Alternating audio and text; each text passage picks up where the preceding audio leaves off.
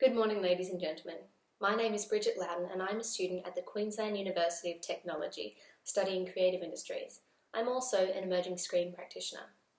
For this presentation, I have chosen the topic of screen industry ethics.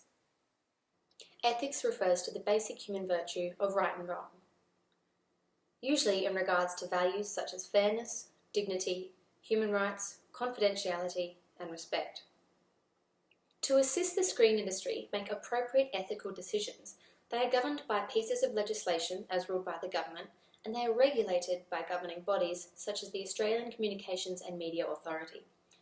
All broadcasting services, film companies and production agencies provide their employees with documents such as codes of practice to assist in upholding the quality of Australian film and television. After completing my research on the topic, I discovered 3 issues that appeared to occur quite frequently. 1. The misrepresentation of minorities or certain groups of individuals. 2. The manipulation of tragedies, welfare issues or disasters for the entertainment of audiences. And 3. Deceiving subjects into thinking they are participating in one type of activity without knowing the true nature of the work that they are involved in.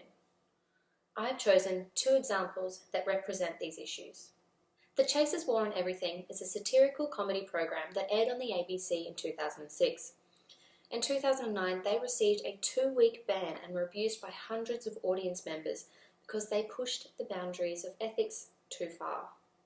The skit that resulted in their ban was a distasteful segment that they named Make a Realistic Wish Foundation. Let's take a look. That's nothing compared to the bravery of young Tabitha here. With less than 6 months to live, Tabitha said her one wish before she dies is to visit Disneyland. We said that was out of the question, but we did get her this pencil case. The Make a Realistic Wish Foundation. Why go to any trouble when they're only going to die anyway? Who made the decision to air that particular segment about children tragically passing away from terminal illnesses? Were there any members of the cast or crew who had been personally affected by the topic? Did they want to maintain their identity whilst compromising the integrity of their audience members? Did anyone question the ethics of broadcasting this segment? It are these questions that leave emerging screen practitioners such as myself in some amount of turmoil as we begin to navigate ethical decision-making in the screen industry. My second example is the fascinating yet horrifying documentary film, The Bridge. In 2004, director Eric Steele and a film crew sat at the Golden Gate Bridge in San Francisco for a year, watching as 23 people jumped to their deaths. The footage of the suicides are supplemented by heart-wrenching interviews with the loved ones.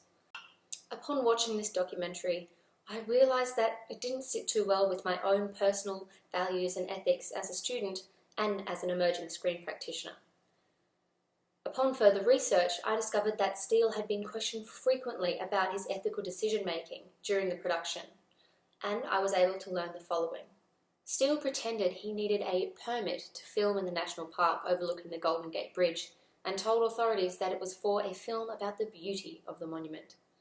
Steele also deceived his interview subjects by not telling them he had raw footage of the deaths of their loved ones until after he had interviewed them. It was reported that some family members felt betrayed and manipulated upon learning about Steele's true intentions. Watching the film, it appears that the crew do nothing when observing potential jumpers. Gladly, a number of interviews after the film's release prove otherwise. Steele told the press that all crew were trained in suicide prevention and had the number of the bridge patrol team on speed dial in their phones. He also stated that because of this, they were able to save the lives of 6 potential jumpers. As a young person and as a student, I can honestly see how Steele tried to capture the haunting relationship between the bridge and the people affected by mental health issues. I just don't think he did it in an ethical manner that upheld the dignity of the victims and their emotional well-being of their families. As a student who is examining what current and past industry professionals are working on, it worries me that such extreme ethical boundaries are being pushed. I believe that we need to be aware of these issues as professionals and respect our power and how our work can impact on society. Thank you.